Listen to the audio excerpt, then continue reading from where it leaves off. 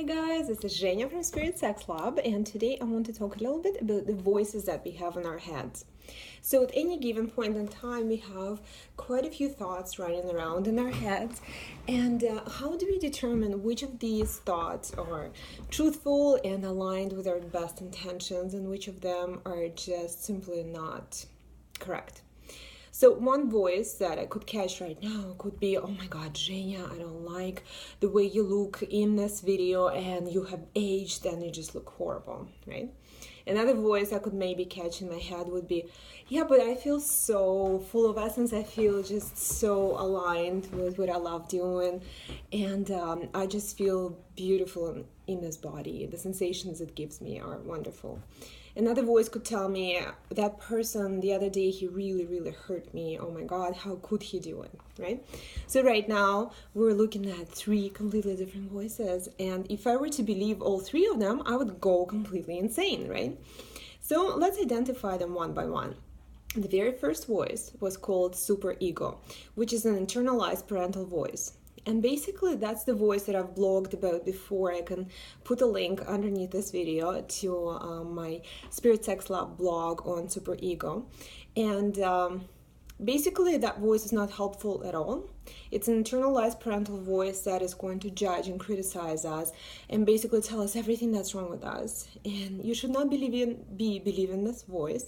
You should be really filtering it out and just kind of setting it aside, questioning it, maybe catching it before it gets to you, just before it reaches your auric field, and just look at it and say, hey, you know what, I don't believe you. No, I don't look old. I feel great. Actually, thank you for, asking, and just send it off on its way. The second voice was that voice of my essence. This is my higher self telling me, Zhenya, oh my God, I love this topic. I love talking about it. I love personal growth. This is who I am. This is when my essence shines the most, and the way I feel in my body. So the way to recognize this voice is it sends you positive messages. You can trust this voice. It's your inner wisdom, your higher self, whatever you want to call it, is that voice that you can align with and just really be at peace with.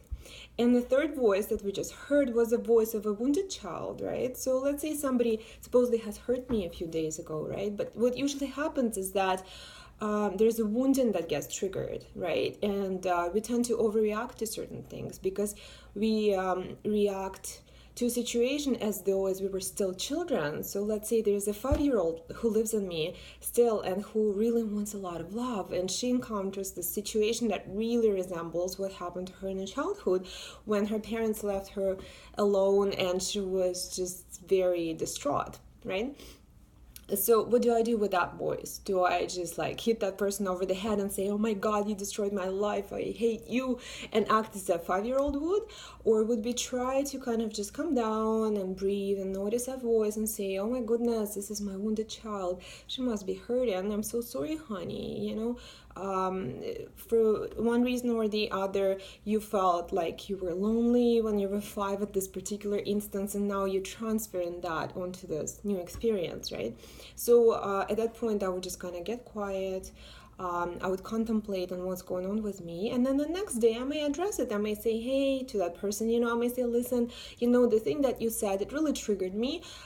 Is there any way we could maybe deal with it differently next time? I would really appreciate it. And just listen for what they have to say, right? So 3 voices: super ego, essence, wounded child. Try to recognize them and align with the ones that work best for you. And yeah, what do you do with a wounded child? Yeah, I've also blogged on it before, so I'm going to place another link underneath on the wounded child. Basically, you love that wounded child. You take care of them as you would of your own kids, right? And so that's the best self-healing you can offer. I'll see you guys later. I hope this has been helpful. Bye.